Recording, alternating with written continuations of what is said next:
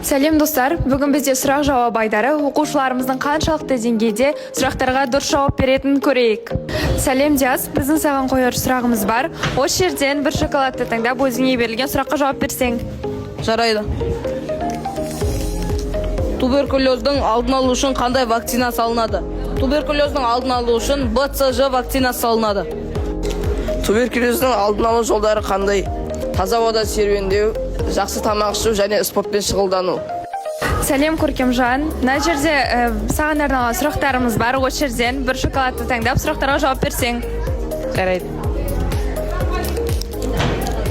Туберкулез көбінесе қай мүшені зақымдайды? Туберкулез көбінесе өкпені зақымдайды. Рахмет жауабыңа.